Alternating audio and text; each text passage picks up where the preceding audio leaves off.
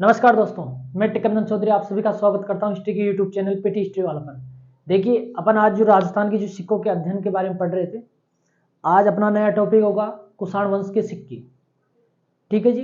और राजस्थान में कुषाण वंश के सिक्के महत्वपूर्ण जगह जैसे रंगमहल हनुमानगढ़ से मिले हैं, अन्य भी कुछ स्थल है जहाँ से इस प्रकार के सिक्के देखे जा सकते हैं। देखो, कुषाण सिक्कों के बारे में पढ़ रहे हैं, उससे पहले अपन कुषाण साम्राज्य क्या था थोड़ा बहुत उसका पॉइंट व्यू, उसका ओवरव्यू देख लेते हैं। ठीक है, उसकी पृष्ठभूमि देख लेते हैं। तो ध्यान रखना, भारत में प्रथम सदी ईस्वी, तो मैं कह सकता हूं प्रथम सदी ईस्वी में भारत के पश्चिमोत्तर क्षेत्र में एक नई सत्ता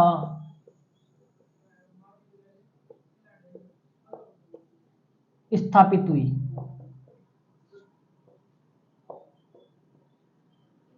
वो सत्ता कौन सी थी? कुषाण सत्ता। कौन सी सत्ता? यानी कुषाण वंश ने अपनी सत्ता स्थापित की। कहां पर? पश्चिमोत्तर भारत के क्षेत्रों में। और इस कुषाण सत्ता का संस्थापक कौन था? विम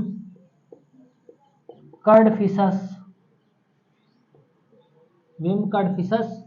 द्वितीय। कौन था? विम कडफिसस द्वितीय था। इसने 65 ईस्वी से लेकर 78 ईस्वी तक पश्चिमोत्तर भारत पर अपना राज्य चलाया। इन्होंने इस विम कडफिसस ने कहां की विजय प्राप्त की? इन्होंने सिंधु नदी द्वारा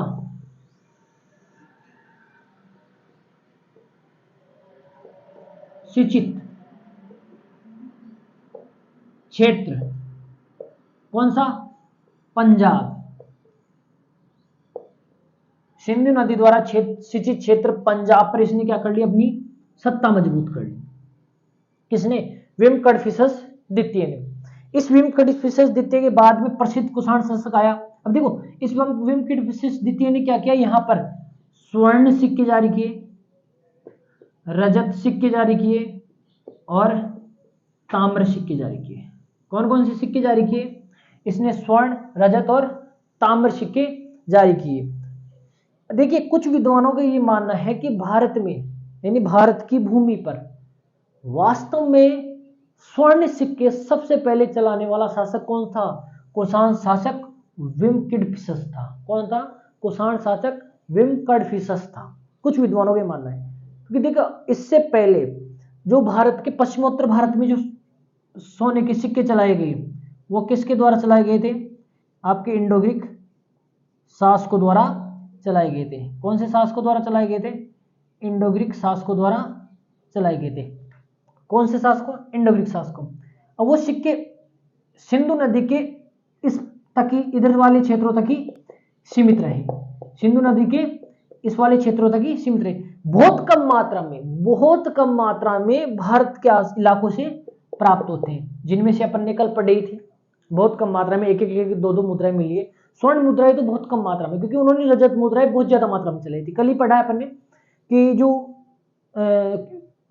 ये क्या नाम है, इंडो ग्रीक शासक थे, इन्होंने क्या किया था? सबसे ज्यादा मात्रा में रजत मुद्राएं चलाई थी। कौन सी मुद्राएं? अधिकांश तक कौन सी मुद्राएं चलती थी इनकी? रजत मुद्राएं यानी चांदी की मुद्राएं चलती थी। स्वर्ण मुद्राएं बहुत कम चलती थी। इसलिए विद्वान ये मानते हैं कि भारतीय इतिहास में, कुछ विद्वानों का क्या मानना है कि भारतीय इतिहास में स्वर्ण सिक्के जारी करने वाले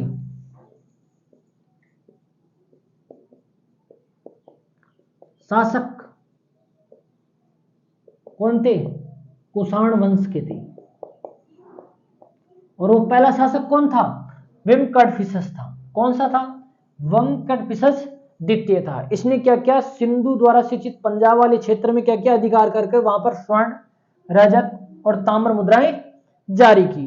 ये भारतीय इतिहास में स्वर्ण सिक्के जारी करने का, देखिए, भारतीय भूमि पर अपन को इंडो ग्रीक शासकों की, इंडो ग्रीक शासकों की बहुत कम स्वर्ण मुद्राएं मिलती है। और इनके सिक्कों का प्रचलन ज्यादातर किस साइड में था? आपके पाकिस्तान यानी इन सिंधु नदी के पश्चिम वाले इलाकों में था। बहुत कम मात्रा में भारतीय भूमि से इन प्रकार के सिक्के मिले। लेकिन विम किडफिशस के सिक्के कहां तक मिलते हैं? इसके सिक्के मथुरा तक दिखाई देते हैं। कहां तक?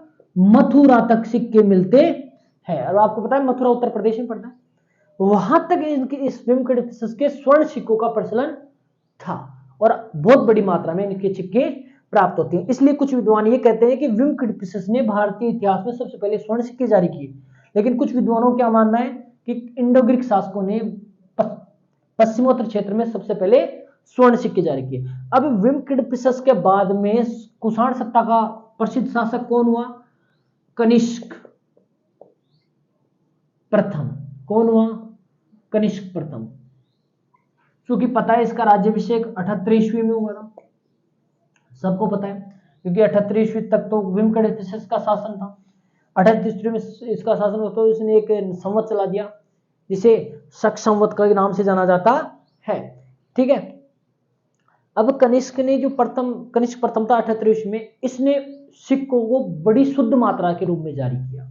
अब मैंने कल ही पढ़ाया आपको कि कुषाण शासक पहले शासक थे जिन्हें सबसे शुद्ध सिक्के, सबसे शुद्ध सिक्के, शुद्ध स्वर्ण सिक्के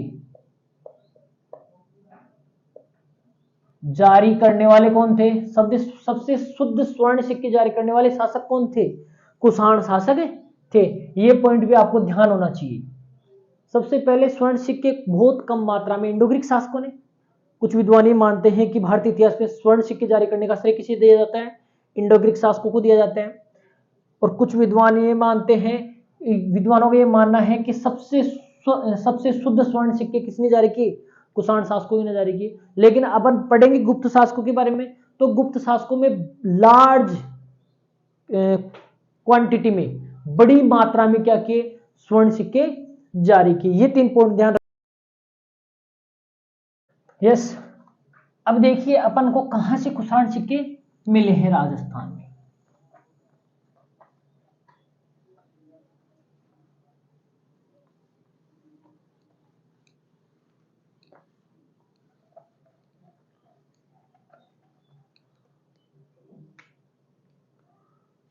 राजस्थान में कुषाण सिक्कों का अपन को ढेर कहां से मिला है? रंग महल,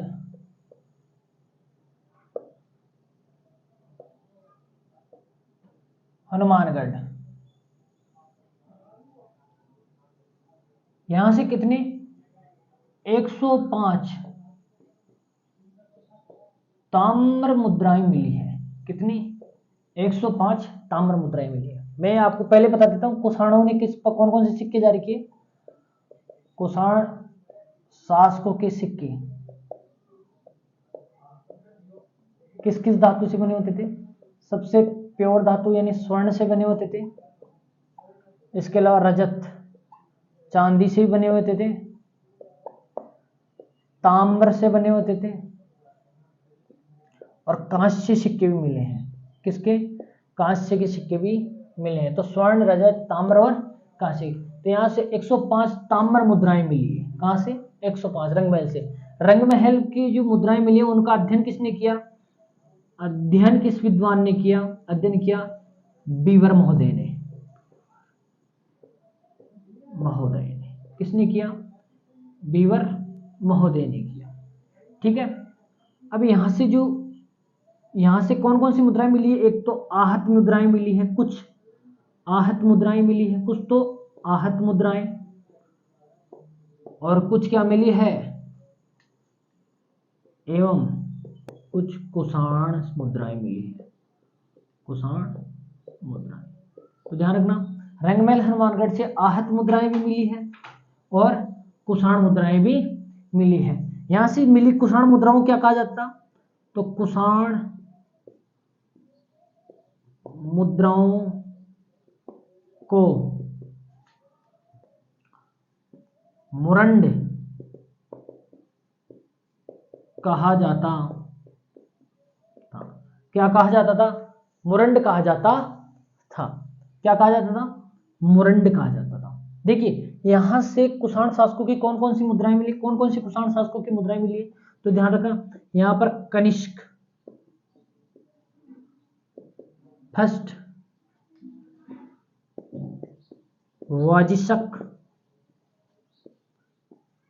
हविष्यक व कनिष्क तृतीय।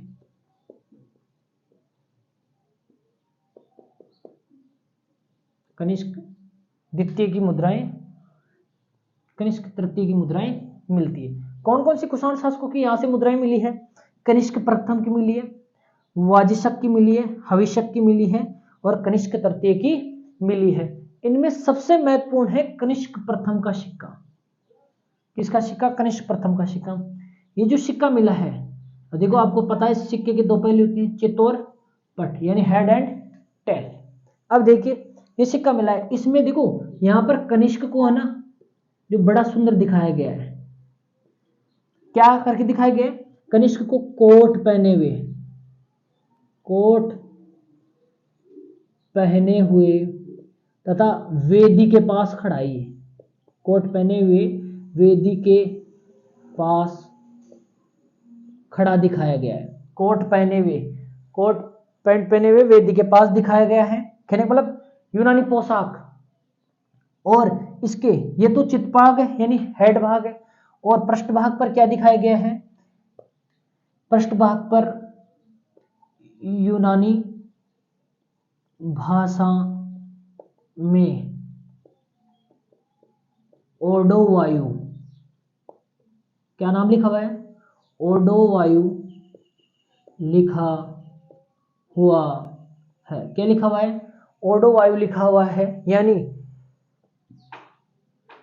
कुषाण शासकों ने जिन भारतीय देवताओं को अपनाया उनको यूनानी पोशाक में दर्शाकर दिखाया गया है, और वो किस नाम से, ओडोवायु, यानी वायु देवता को दिखाया गया है। ये तो कनिष्क प्रथम का सिक्का बहुत प्रसिद्ध सिक्का है, इसको लेकर कई बार क्वेश्चन पूछे गए हैं। तो कनिष्क प्रथम का मिला सिक्का रंगमहल हनुमान से, वो किस प्रकार की वस्त्र पहने हुए हैं, तो कोट पहने हुए हैं और वेदी के पास में खड़ा दिखाया गया है, और पृष्ठ भाग पर यूनानी भाषा में ओडोवायु लिखा हुआ है और वायुदेव का अंकन है। इस प्रकार यहाँ से रंगमहल हनुमानगढ़ से 105 ताम्र मुद्राएं मिली हैं, जिनका अध्ययन किसने किया, बीवर महोदय ने किया। यहाँ पर इन 105 मुद्राओं में से कुछ आहत मुद्राएं हैं तो कुछ कुषाण मुद्राएं हैं। कुषाण मुद्राओं को क्या कहा जाता था, मुरंड कहा जाता था। कनिष्क प्रथम, यहाँ पे कौन कौन से शासकों की मुद्राएं मिली हैं, कनिष्क प्रथम की मिली है, वाजिशक की मिली है, हविष्यक की मिली है और कनिष्क तृतीय की मुद्राएं मिली है। और वो किससे बनी हुई है, ये ताम्र मुद्राएं, ध्यान रखना किसकी मुद्राएं हैं, ताम्र मुद्राएं हैं। कौन सी धातु से बनी हुई है, ताम्र मुद्राएं हैं। और कनिष्क प्रथम का जो सिक्का है उस पर देखो क्या हुआ है, कोट पहने हुए कनिष्क प्रथम को दिखाया गया है, खड़ा है किसके पास, वेदी के पास, और दूसरी तरफ यूनानी भाषा में ओडोवायु लिखा हुआ है और वायुदेव का अंकन है। इस प्रकार ये कुषाण शासकों के सिक्के मिले राजस्थान में, कहां से, रंगमहल हनुमानगढ़ से। कहां से, रंगमहल हनुमानगढ़ से। ये थे अपने राजस्थान के प्रमुख कुषाण सिक्के, स्क्रीनशॉट ले सकते हो। यस, अब देखिए अपन गणराज्य के सिक्कों के बारे में पढ़ते हैं, क्योंकि राजस्थान में कुछ गणराज्य हुआ करते थे, उन सिक्कों के बारे में पढ़ते हैं।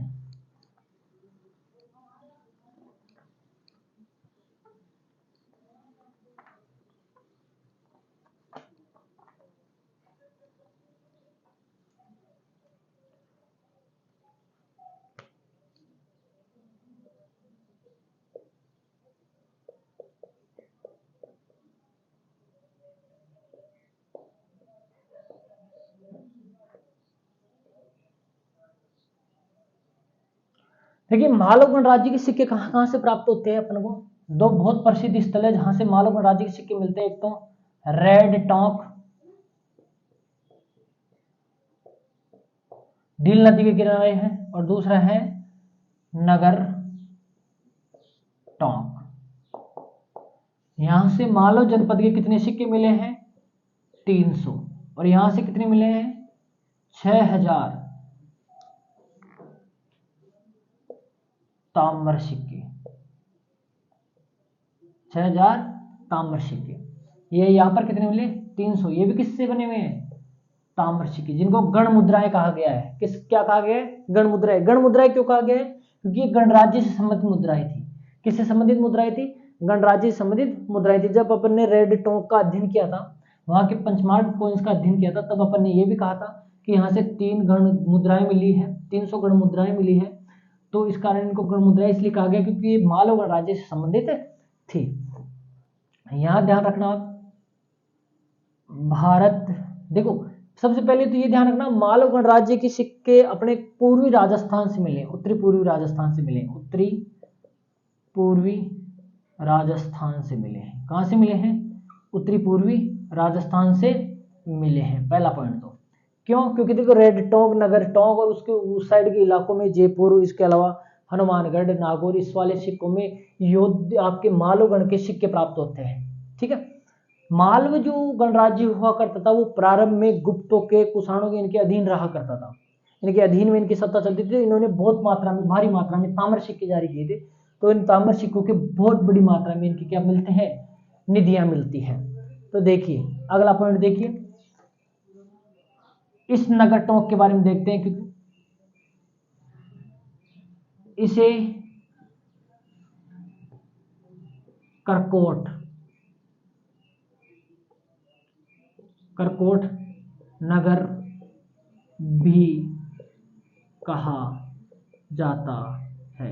क्या कहा जाता है? करकोट नगर कहा जाता है। किसको? नगर जो टोंक में स्थित है उसको किस नाम से जाना जाता था? करकोट नगर के नाम से जाना जाता था। और देखिए यहां पर ये जो सिक्के हैं ये किसको मिले? तो ये सिक्के ACL कार्लाइल को प्राप्त हुए थे। किसको प्राप्त हुए थे? ये जो 6000 सिक्के हैं ये किसको प्राप्त हुए? ACL कार्लाइल को प्राप्त हुए थे। अब ध्यान रखना, नगर टोंक से मिले सिक्के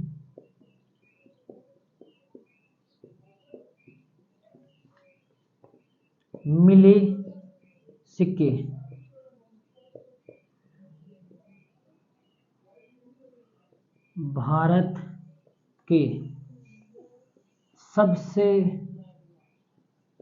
हल्के व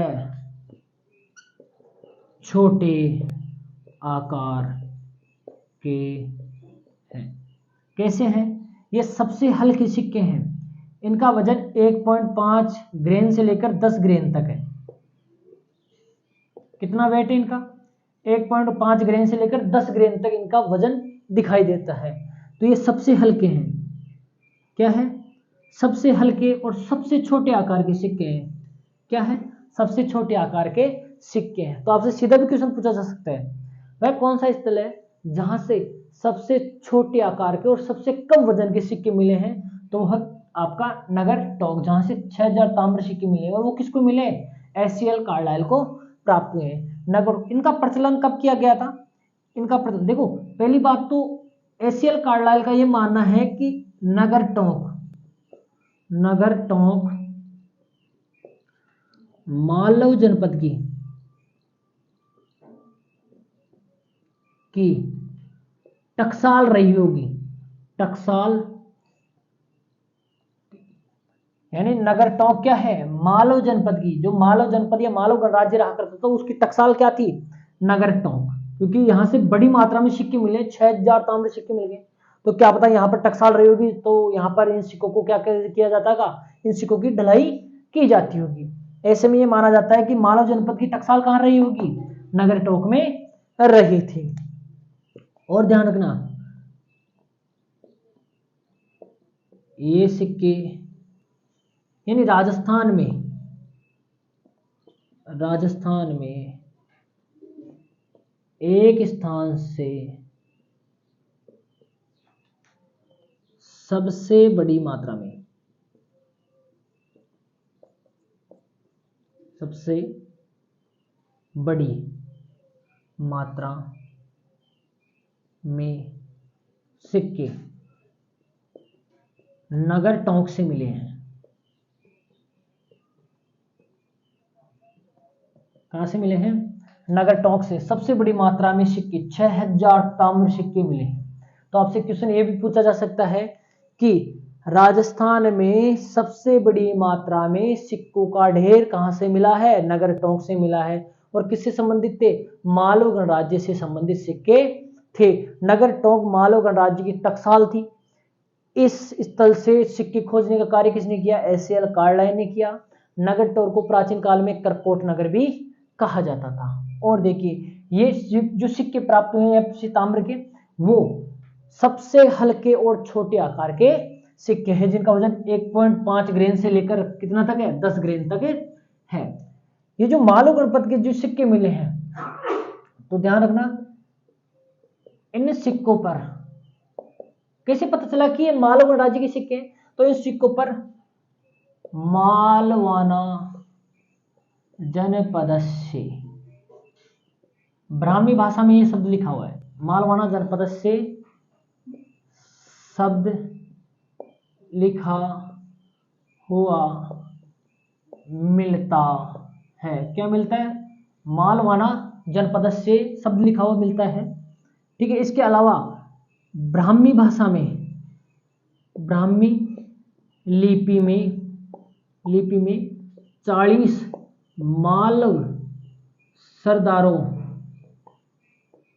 के नाम भी दिखाई, 40 सरदारों के नाम भी लिखे हुए मिले हैं। क्या मिले हैं? 40 मालव सरदारों के नाम भी लिखे हुए मिले हैं। किन पर? इन सिक्कों पर मिले। ठीक है। इसके अलावा जो 40 मालव सरदार या सेनापति बोल सकते हो, क्या बोल सकते हो? सेनापति। ठीक है, कोई वो नहीं है। तो 40 मालव सरदार या सेनापतियों के क्या मिले हैं? इन सिक्कों पर नाम मिलते हैं, जिस आधार पर विद्वान ये कहते हैं कि ये मालव जनपद के सिक्के थे जो राजस्थान के उत्तरी पूर्वी भागों में बड़ी मात्रा में जारी किए गए थे। और किस धातु से निर्मित थे? ताम्र धातु से निर्मित थे। ये खोज किसने की? एसीएल कार्लाइन ने की। नगर टोंक से मिली ये सिक्के भारत के सबसे हल्के और छोटे आकार के। नगर टोंक को मालव जनपद की टकसाल कहा जाता है। राजस्थान के एक स्थान में सबसे बड़ी मात्रा में सिक्के नगर टोंक से मिले हैं। ये सिक्के मालव जनपद, इन सिक्कों पर ब्राह्मी लिपि में मालवाना जनपदस्य लिखा हुआ है और ब्राह्मी लिपि में 40 मालव सरदारों के नाम भी लिखे हुए मिलते हैं। इन सिक्कों का प्रचलन कब से कब रहा?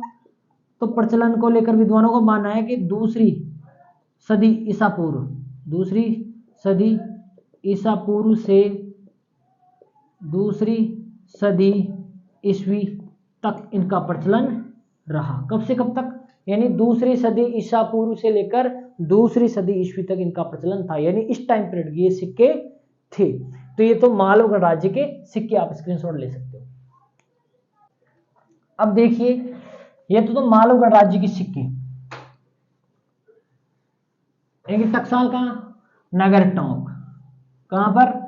नगर टोंक, जिसे करकोट नगर कहा जाता है। इसका प्रचलन पूर्वी राजस्थान, मुख्य रूप से कहां पर? पूर्वी राजस्थान में दिखाई देता है। और इनका प्रचलन कब से कब तक? दूसरी सदी ईसा पूर्व से लेकर दूसरी शताब्दी तक। ठीक है। अब मालव सिक्कों के बाद में आते हैं योध्य सिक्के, योध्य गणराज्य के सिक्के।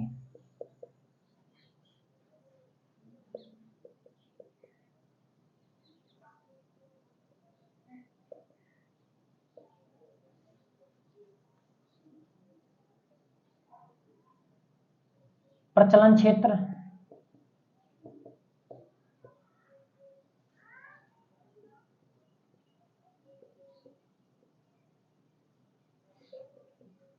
राजस्थान।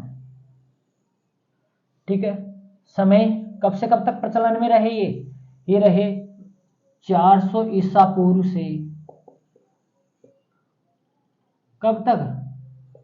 गुप्त वंश के पतन तक। जब तक गुप्त वंश का पतन चल रहा था ना, उस समय तक इनके सिक्के मिलते हैं, उस टाइम पीरियड के। ठीक है। राजस्थान में बड़ी मात्रा में किस क्षेत्र से प्राप्त हैं? उत्तरी पूर्वी राजस्थान से प्राप्त हुए हैं। ठीक है। क्योंकि आपको पता है योध्य जनपद राजस्थान में कहां पर फैला हुआ था? श्रीगंगानगर और हनुमानगढ़ वाले इलाकों में फैला हुआ था। तो उसी उत्तरी पूर्वी राजस्थान इलाकों से इनके सिक्के बड़ी मात्रा में प्राप्त होते हैं। और इनका प्रचलन कब से कब तक था? 400 ईसा पूर्व से गुप्त वंश के पतन तक इनका प्रचलन था। और क्या देखिए, इन सिक्कों पर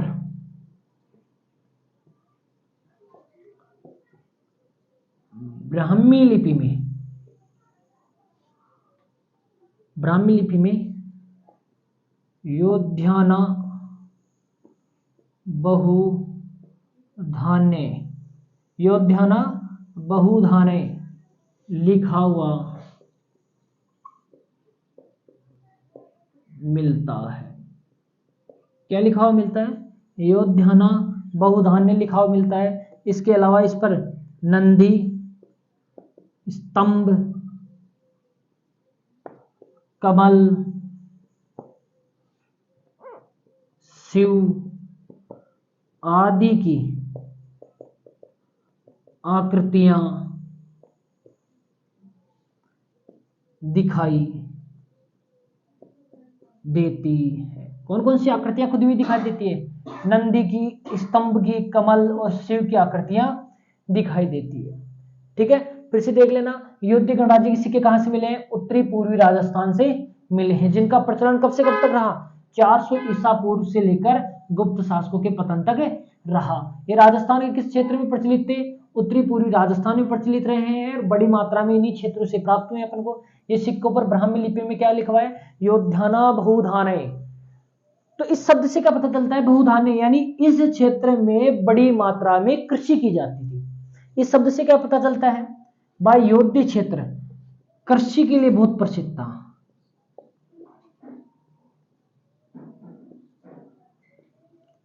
यहाँ के मैदान उपजाऊ हुआ करते थे, इसलिए ये क्षेत्र कृषि के लिए बहुत प्रसिद्ध था। क्योंकि ये क्षेत्र है ना, जो आपके जो पंजाब वाला इलाका है उन इलाकों से संबंधित है, इस कारण से योध्याना बहुधान्य कहा गया है। किस भाषा में? किस लिपि में? ब्राह्मी लिपि में। यहाँ पर नंदी, स्तंभ, कमल, शिव आदि की आकृतियां भी दिखाई देती है। ठीक है, स्क्रीनशॉट लो। यस, अब देखिए एक और महाजनपद के सिक्के हैं। योध्या महाजनपद के सिक्के कहां से मिले? उत्तरी पूर्वी राजस्थान से मिले हैं। समय 400 ईसा पूर्व से गुप्त वंश के पतन तक चलता है इनके सिक्का। इन सिक्कों पर ब्राह्मी लिपि में क्या लिखा है? योध्यान्य बहुधान्य लिखा हुआ मिला है, जिससे पता चलता है कि इनका जो क्षेत्र, जिस क्षेत्र पर ये रहते थे, वहां पर कृषि कार्य बड़ी मात्रा में किया जाता था और इन पर नंदी, स्तंभ, कमल, शिव आदि की आकृतियां दिखाई देती है। यहाँ तक कि योध्यान्ना वासुदेवाय भी लिखा हुआ दिखाई देता है। अब देखिए राजन्य जनपद, राजन्य जनपद के सिक्के, इनके प्रचलन कब रहा? तो इनका प्रचलन, पहली बात तो पूर्वी राजस्थान से सिक्के मिले हैं। कहां पर? पूर्वी राजस्थान से सिक्के मिले हैं। इनका समय कब था? कब के हैं ये सिक्के? तो प्रथम सदी ईसा पूर्व के दिखाई देते हैं। ठीक है, इन सिक्कों पर खरोष्टी लिपि में, ध्यान रखना आप, मालव जनपद के सिक्कों पर और योध्या जनपद के सिक्कों पर ब्राह्मी लिपि में लिखा हुआ है। जो मालव जनपद के सिक्के थे उन पर ब्राह्मी लिपि में मालवाना जनपद से और 40 सरदारों के नाम दिखाई देते हैं, बल्कि योध्या जनपद के सिक्कों पर ब्राह्मी लिपि में क्या लिखा हुआ मिलता है? योध्याना बहुधान्य लिखा हुआ मिलता है। इसके अलावा वहां उस पर जो शिव, नंदी आदि प्रकार की आकृतियां दिखाई देती है। लेकिन इन सिक्कों पर किस लिपि में लिखा हुआ है? खरोष्टी लिपि में। क्या लिखा हुआ है? खरोष्टी लिपि में राजन्य जनपद से। क्या लिखा हुआ है? राजन्य जनपद से लिखा हुआ मिलता है। किस लिपि में? खरोष्टी लिपि में क्या लिखा हुआ मिला है? राजन्य जनपद से लिखा हुआ मिला है। और इस पर देखो, इन सिक्कों पर नंदी के चित्र भी दिखाई देते हैं। किसके चित्र दिखाई देते हैं? नंदी के चित्र दिखाई देते हैं। किसके? नंदी के चित्र दिखाई देते हैं। किस पर? राजन्य जनपद के सिक्के। तो ध्यान रखना, राजन्य जनपद के। यहां पर फिर से एक बार देख लेना, पहला आता है मालव जनपद के सिक्के। मालव जनपद, इसके सिक्के क्या मिले? पूर्वी राजस्थान से मिली। कहां से मिले? राजस्थान से। अयोध्या जनपद के सिक्के कहां से मिले? उत्तरी पूर्वी राजस्थान से। ठीक है। इसी प्रकार राजन्य जनपद के सिक्के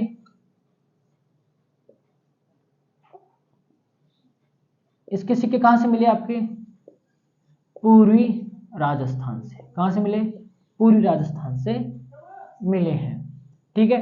देखिए जो नंदी है, नंदी का जो चित्र है वो दिखाई देता है। इनमें भी कुछ इस प्रकार के चित्र दिखाई देते हैं। अयोध्या जो मालव जनपद है उस पर तो 40 मालव सरदारों के नाम भी दिखाई देते हैं। कैसे पता चला कि राजन्य जनपद की सिक्के थे? उनको खरोष्ठ लिपि में क्या लिखा हुआ है? राजन्य जनपद से लिखा हुआ दिखाई देता है। तो ये तो आपने महाजनपद की यानी जनपदों से संबंधित सिक्के यानी गणराज्य से संबंधित सिक्के, जो राजस्थान में गणराज्य उस समय रहा करते थे उन गणराज्यों ने भी अपने सिक्के चलाए, तो उन सिक्कों पर विभिन्न प्रकार के नाम और आकृतियां दिखाई देती है। अब अपनी जो अगली क्लास होगी वो होगी गुप्त वंश के सिक्के। राजस्थान में बड़ी मात्रा में गुप्त वंश के सिक्कों का ढेर मिला है, नागरछेला गांव भरतपुर से। उनके बारे में अपन डिटेल से पढ़ेंगे क्योंकि उसमें से कई बार क्वेश्चन आए हुए हैं, तो वो महत्वपूर्ण टॉपिक है। अब जहां तक आपको पढ़ाया गया है उसको बड़ा डिटेल से पढ़ाया गया है, तो आप उसको अपने नोट्सों में लिखिए और उसको अच्छे से पढ़िए क्योंकि यहीं से क्वेश्चन आने वाले हैं, कहीं और बाहर से क्वेश्चन नहीं आने वाले। आपको जो जो लिखाया गया उसको बार बार रिवीजन कीजिए, बार बार, क्योंकि देखिए अपनी मेमोरी स्थायी नहीं है, इसमें स्थायी करने के लिए आपको बार बार रिवीजन करना पड़ेगा। आप जितना पढ़ते हो उससे ज़्यादा रिवीजन करना जरूरी है। ठीक है जी। कल के लिए जय श्री राम, खम्मा गणी।